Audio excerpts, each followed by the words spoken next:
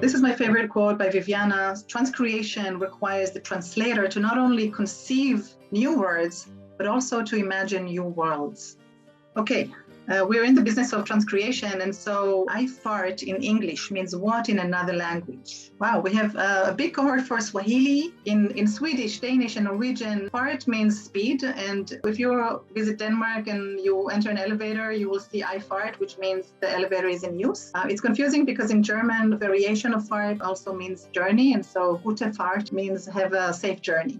And then the last question for today is lost in the gap. So enter words in your native language that don't have an equivalent translation in English. It's Dutch for, it's quite similar to the Scandinavian, I would say, but you can put it in every sentence. A person can be gezellig, so it's when they're very jovial and nice, basically anything. So it's more of a feeling that it gives you rather than an actual word that can be put into meaning. But culturalization, a lot of the work I do happens early in a project because, like, if they're going to build a game world, for example, who is in it? What happens there? What does the player do in this world?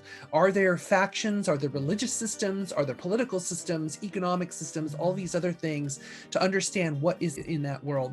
If you're making anything that has to do with real world history, that can be really challenging because in a lot of markets, historical memory is very persistent. So here's an example from the first Age of Empires game. They wanted to release this in Korea, and they did, and it instantly got banned. The reason is because, as you see in this scenario, what history really told us is that the Japanese in blue there invaded the Chosun Empire in red on the Korean peninsula, essentially almost took over the Chosun Empire. Now, the Korean Ministry of Information said that this never happened. So the gateway to release the game in Korea was to make a special patch only for Korean players in which the history was changed. Yeah, as you can imagine, this created a lot of controversy on the team about the nature of truth and the ethics of doing something like this. The last category is these geopolitical imaginations, which often deals with how governments like to reinforce what they think they own, which means oftentimes this is the sensitivity around maps and territory and geopolitics. So for example, in this options screen, what you're seeing here is a very strong political statement where you're saying that the Republic of China is a country and here is its flag. And so this will get you instantly banned. So one best practice to fix this is you take the flag out, you use the term Taiwan because it's acceptable to both Taiwan and to China, and then you say country/region because then is Taiwan a country or is it a region? That's for the user to perceive, not for you as the content creator to assert what it might be. So I'd like to look at it this way. Localization helps a brand land in a certain market, but then transcreation anchors and amplifies your effort and expansion in any given market. You want to start by defining your brand identity. Are you a global brand? Are you a passion brand? Or are you an American icon going global? And a few years ago, Harley-Davidson had a little bit of change in strategy, and the focus was on mindfulness. You're clearing your head, you're on a bike. So the campaign headlines varied a little bit. We had clarity is seeing things in a blur.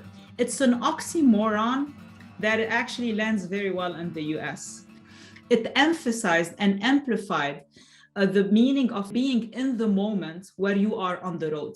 And it actually sounded better than the English itself in many markets. The other headline that we had was transcendence is just a flick of the wrist. The flick of the wrist expression is actually inappropriate in many languages. We came up with something like the road to freedom goes through your wrist. You're pulling the throttle, you're on the road, and you're free. And it motivated either current riders or new riders to try it out. Right, this is me, and I share this picture because this was the first time that I left the UK and the first time I ever experienced a new country and a foreign market, which was, I was completely overwhelmed by how different everything was. But the fact that, yeah, people are speaking a different language, but they're also greeting each other in quite a different way. They carry themselves in quite a different way. Cultural difference, right? Which all adds up to an awful lot. And really, that's what transcreation is all about. You know, it's not just about the difference in language, it's about the difference of the wider context too. For Tinder, they have a very distinct tone of voice, a playful tone to their communications, sometimes a little bit knowing. You can see the example there, miss you, really want to strike up a meaningful conversation. One of the challenges with that is, okay, well, if you're talking to 20-year-olds, how can you do that in a way that is authentic and credible to what is obviously very discerning? And what we've done with team is basically retool the entire writing team over the course of the last 12 months so that it's staffed by members of that target audience or people who are reflective of it as being the best way of really vocalizing what Tinder is all about, and ensuring that they communicate in a way that, as I say, is credible, is authentic, and is relevant to those local markets. Okay, I had one question. It's how can you convince stakeholders in your company to invest in localization? Well, just really quickly, I usually answer that with money. I show them the money. I find statistics around international sales, about like I did at the beginning of my presentation, showing where the growth is, but get deeper than that and show like the actual numbers. Like, obviously, if you can find something for a company that's close to what your company does, that's even better. Certainly, I agree with Kate there. Two things from my end. One, you have to make it sound like it's their idea. You have to, first of all, what I would recommend, invest some funds on benchmarking with your competitors and share those benchmarking studies with your executive leadership without breaching the subject of localization and transcreation.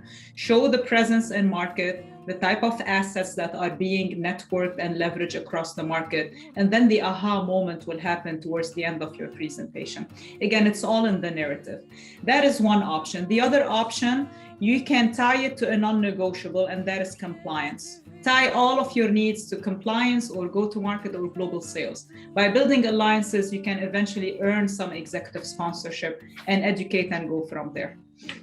If you can do A/B testing and so ongoing iteration testing data on an ongoing base, and you can have like a steering committee across the organization dedicated to international, and having cross-functional stakeholder leads sit in that steering committee for international efforts to ensure alignment and meet every week, every month, and so that creates also a lot of visibility. And to Wada's point, pulling in the stakeholders into their own decisions.